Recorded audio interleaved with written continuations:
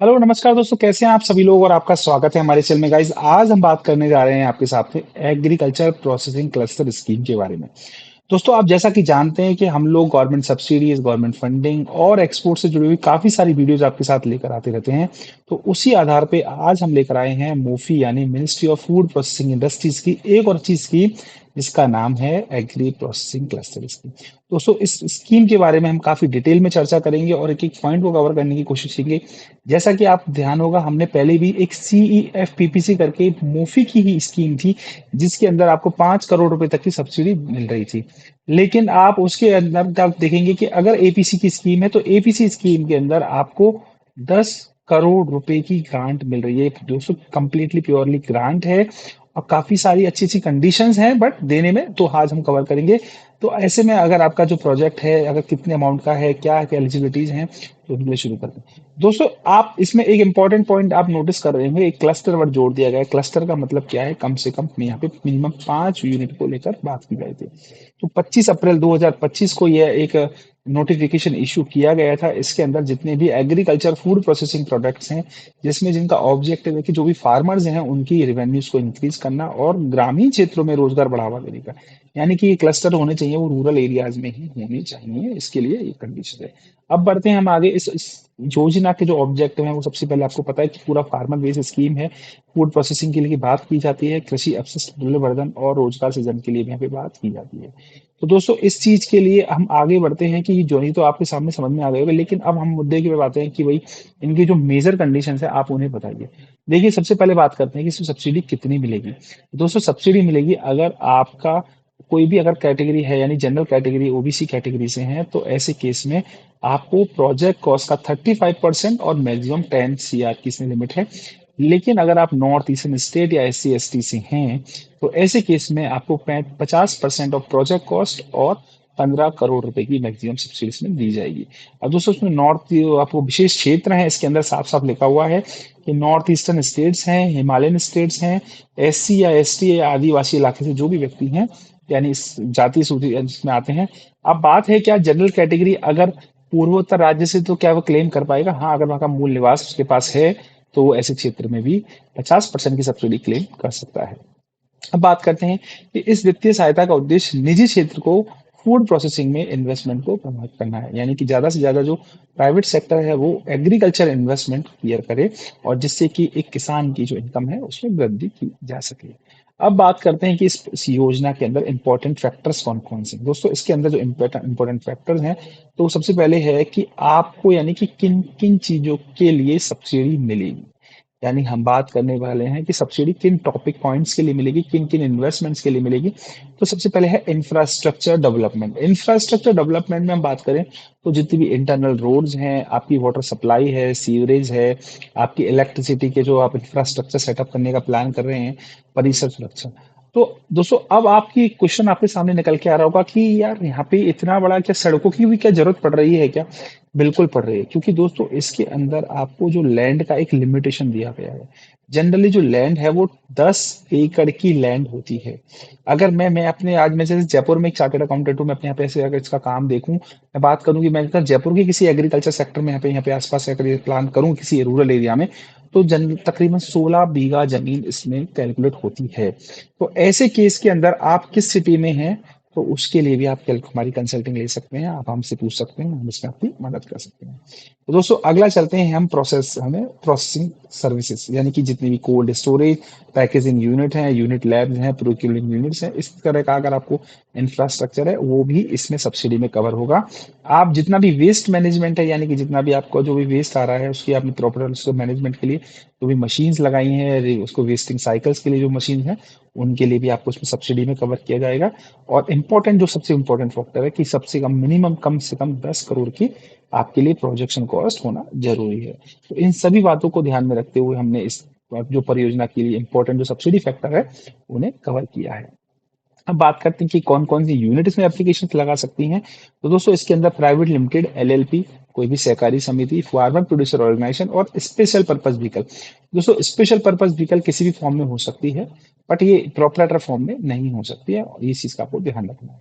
तो इनको डॉक्यूमेंट्स क्या क्या नीड होगी, इसके अंदर आपको DPR, भूमि दस्तावेज, वित्तीय पत्र और पंजीकरण प्रमाण पत्र होगा। दोस्तों इसमें आपको गवर्नमेंट जब आप एप्लीकेशन लगाएँगे, तो आपके लिए अगर जनरल कैटेगरी में है तो आपके लिए 20,000 और जो स्पेशल कैटेगरीज़ में है, तो 15,000 रुपए की आपकी फीस इसमें जमा होगी। टाइमलाइन आपको 1 से 2 महीने का इसमें जनरली लगेगा क्योंकि यहाँ पे इसमें पूरा इवैल्यूएशन किया जाता है। इसकी जो भी पीएमए है यानी कि इसकी जो कमेटी है, मैनेजिंग अथॉरिटी है, वो उसके लिए आपको आपको क्या करेगी, आपके अनुमोदन जो भी अपने एप्लीकेशंस लगाई हैं, उनका इवैल्यूएशंस करेगी और फाइनल आपको एक्सेप्टेंस देगी इस चीज़ के अंदर। तो इस चीज़ के लिए जो प्रोजेक्ट मैनेजमेंट एसोसिएशन अपनी ये हो गई। इसके बाद बात करते हैं कि कुछ इंपॉर्टेंट पॉइंट्स और हैं।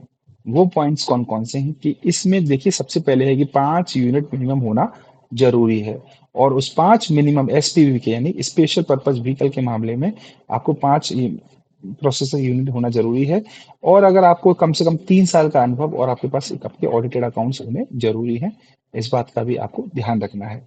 ये बहुत ही अच्छी देखिए स्पेशल यानी एसपीवी के मामले में आपसे 5 यूनिट की बात कर रहा है। बाकी अदर की बात करें तो ज़्यादा भी हो सकती हैं और आपको कम से कम 3 साल का अनुभव आपको इसमें शो करना होगा। दोस्तों इसमें आप अपनी जितनी भी आपकी पात्र श्रेणियाँ हैं, कौन-कौन सी आप देखिए मैं बताता हूँ जितने भी फूड प्रोसेसिंग है सभी इसके अंदर इंक्लूडेड है। ये तो हमने एक इसका टेंटेटिव एक एग्जांपल लिस्ट ली है तो ये आपके सामने हमने दिखाया हुआ है। ये सभी तरह की यूनिट्स को आप कवर कर सकते हैं।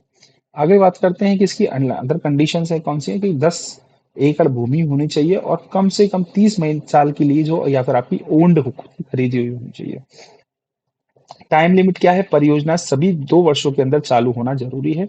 आप सोचते हैं कि अगर मैं 2 साल के बाद चालू करूँगा तो इसमें आप एप्लीकेशन ना लगाएँ क्योंकि इसमें 2 साल के अंदर जो भी आपकी जैसे एक्सेप्टेंस आएगी विदिन 2 इयर्स आपको इसके अंदर क्या करना होगा? इसमें अप्लाई करना होगा। इसमें लाइसेंसेस आपको सारे लेने होंगे, आपको इसमें सीटीओ हो गया है, आपके इसके अंदर आपको फायर एनओसी है कि अगर बड़ी यूनिट है और साथ में आपको इसमें फसाई के जो सेंट्रल लाइसेंस हैं, वो भी लेने होंगे और अगर आप एक्सपोर्ट में जा रहे हैं तो ऐसे में आपको हलाल या जो भी आपको अदर लाइसेंस है वो है या यूएसए में है तो एफडीआई आपको लेना होगा। आपको एनवायरमेंटल क्लियरेंस लेनी होगी क्योंकि आसपास के जो भी हैं काफ़ी बड़ी यूनिट्स होती है।